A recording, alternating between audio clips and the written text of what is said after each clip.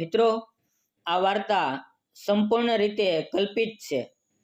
તેનો કોઈ પણ પાત્ર, ઘટના કે સ્થળનો કોઈ પણ જીવતા કે મૃત વ્યક્તિ સાથે સંબંધ નથી. આ ફક્ત મનોરંજન અને શૈક્ષણિક હેતુઓ માટે બનાવવામાં આવી છે. કૃપા કરીને તેને વાસ્તવિક જીવન સાથે જોડશો નહીં. રસ્તાના કિનારે એક સુંદર છોકરીની સ્કૂટી ગાડી બંધ પડી ગઈ હતી. મેં તેને લિફ્ટ આપી અને તેને ઓફિસ સુધી મૂકવા માટે ગયો, અને તેની મારી સાથે ઓળખાણ થઈ ગઈ. થોડા દિવસ પછી તે મને મળવા મારા ઘરે આવી. તે સમયે ઘરે કોઈ નહોતું, ફક્ત હું એક જ હતો. અને એ દિવસે એવું કંઈક ખાસ બન્યું જે હું તમને આગળની વાર્તામાં જણાવીશ. તો નમસ્કાર મિત્રો, મારું નામ કિશોર છે. હું એક કંપનીમાં કામ કરું છું અને મારી ઉંમર અત્યારે 31 વર્ષની છે. હું યુવાન અને હેન્ડસમ હતો. એક દિવસ સવારે હું ઓફિસે જઈ રહ્યો હતો. મારા ઘરેથી ઓફિસ લગભગ 8 કિલોમીટર દૂર છે. હું રસ્તા ઉપર 3 કિલોમીટર આગળ વધ્યો તો મને રસ્તાના કિનારે એક સુંદર મજાની છોકરી પોતાની સ્કૂટીને દોરીને જતી દેખાણી. તેને જોઈને મને લાગ્યું કે કદાચ તેની સ્કૂટી બગડી ગઈ છે અથવા તો પેટ્રોલ ખૂટી ગયું હશે. હું મનમાં વિચારતો હતો કે શું મારે તેની મદદ માટે પૂછવું જોઈએ કે નહીં. પછી મેં માનવતાના નાતે નક્કી કર્યું કે હા, મારે તેને પૂછવું જોઈએ અને મદદ પણ કરવી જોઈએ. મેં મારી બાઇક રોકી. તેણે મારી સામે જોયું. મેં તેને સ્મિત સાથે પૂછ્યું, શું થયું? તમારે મદદ જોઈએ છે? ત્યારે તેણે મારી તરફ જોયું અને સ્મિત આપ્યું. હું તેને ધ્યાનથી જોતો રહ્યો. તે ચાલી ચાલીને થાકી ગઈ હતી. તેના ચહેરા પર પરસેવાના ટીપાં હતા. તેણે પોતાની સ્કૂટી સાઇડ સ્ટેન્ડ પર લગાવી અને પછી બોલી, મારી ગાડી સ્ટાર્ટ થતી નથી. હું મારી બાઇક પરથી નીચે ઉતર્યો અને તેની ગાડીની કિક મારી, પણ તેની ગાડી ચાલુ ન થઈ. મેં ઘણી બીજી પણ કોશિશ કરી, પણ કોઈ ફાયદો થયો નહીં.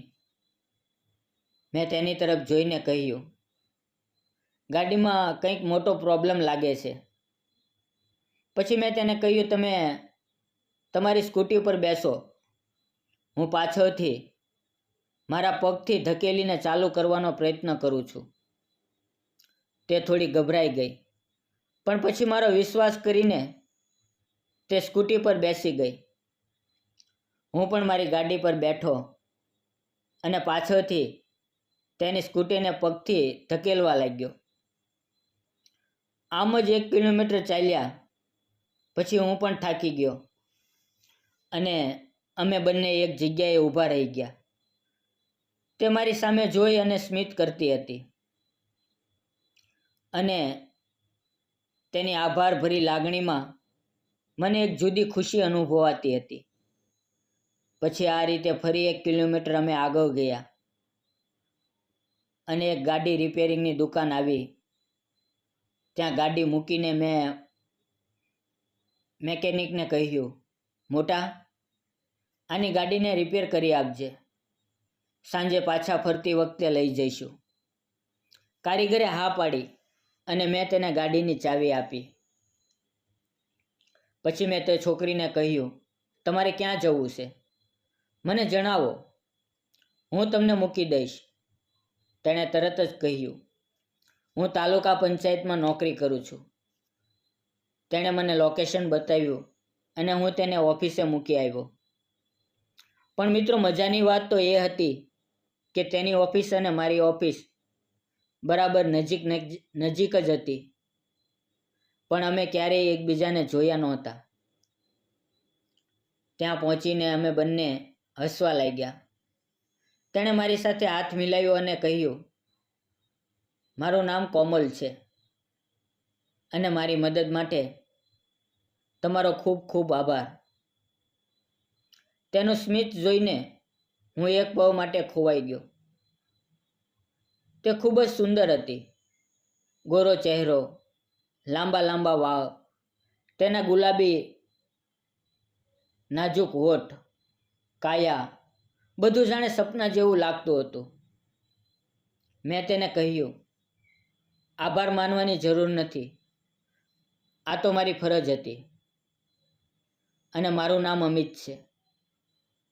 અને મેં તેને કહ્યું, સાંજે હું તમને સાથે લઈ જઈશ.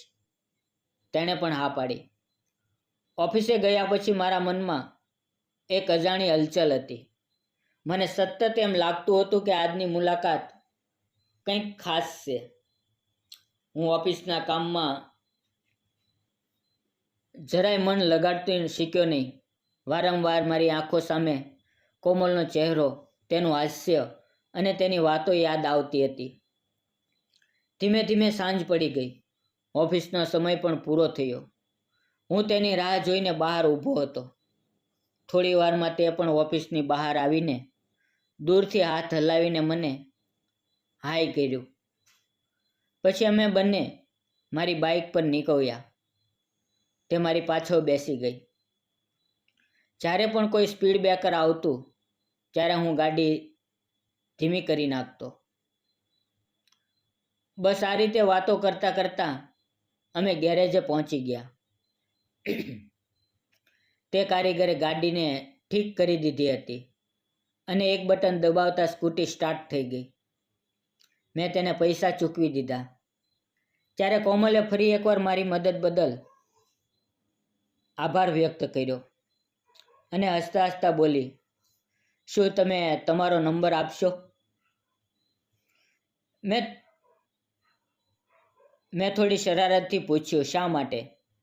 તો તે હસતા હસતા બોલી, આમ તો કોઈ વાત નથી, પણ જો ફરી ક્યારેક સ્કૂટી બંધ પડી જશે તો તમને કોલ કરીશ.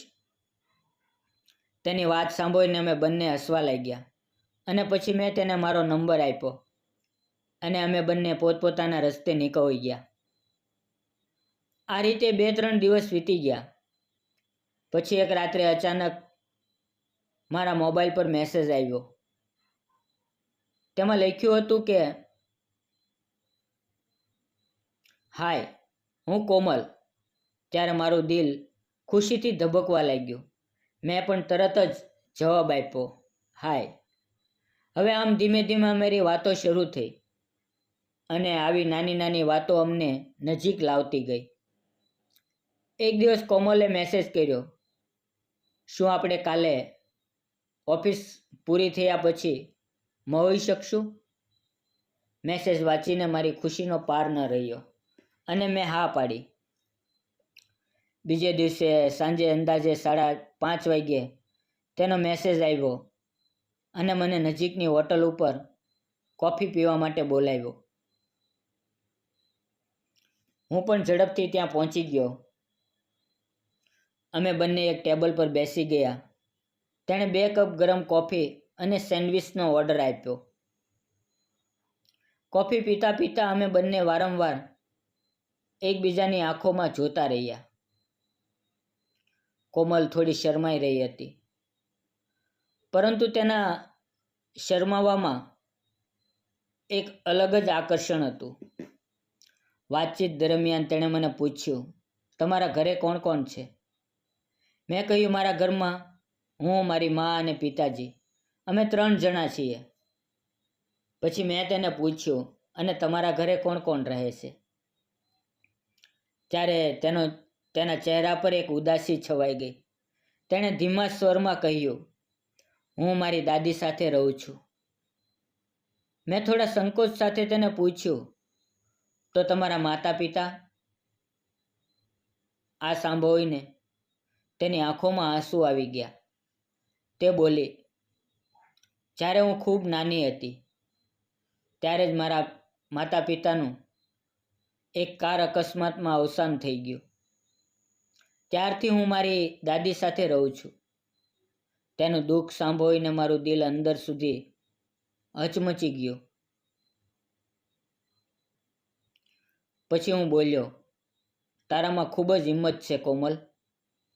ત્યારે અચાનક તેણે મને પૂછ્યું, તારા લગ્ન થઈ ગયા છે? મેં તેને કહ્યું, હજી સુધી મારા લગ્ન નથી થયા. તો તે હસતા હસતા ધીમા અવાજે બોલી, તો તે હજી સુધી લગ્ન કેમ નથી કર્યા?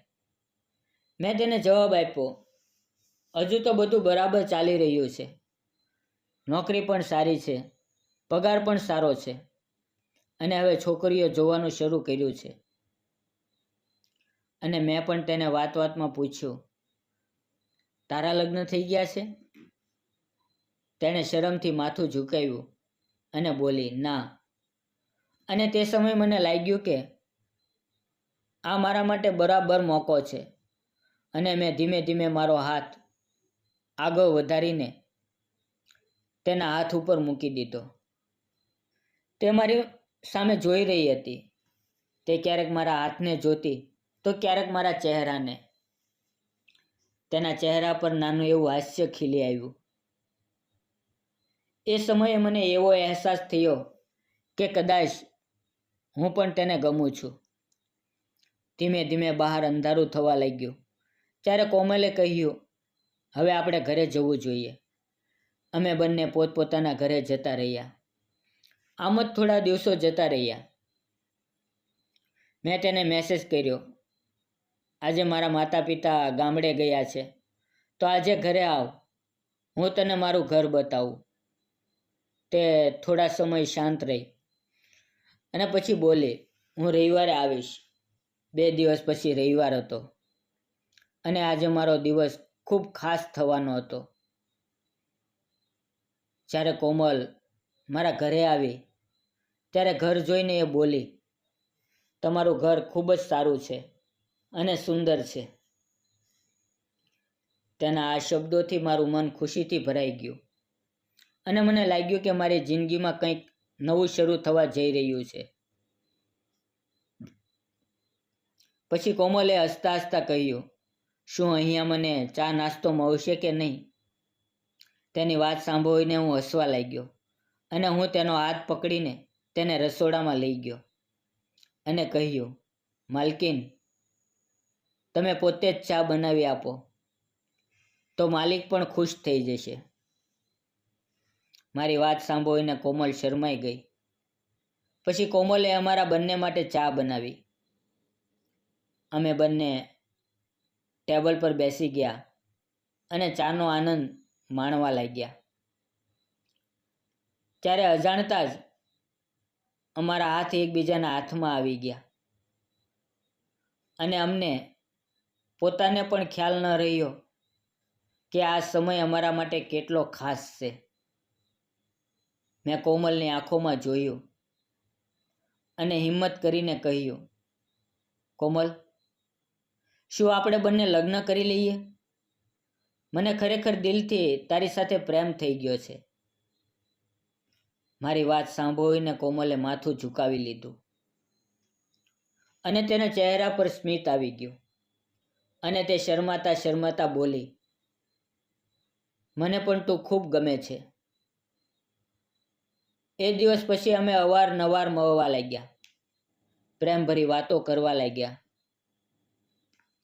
હવે જિંદગી ખૂબ જ સુંદર લાગવા લાગી. એક દિવસ મેં મારા મમ્મી પપ્પાને અમારા બંનેની વાત કરી.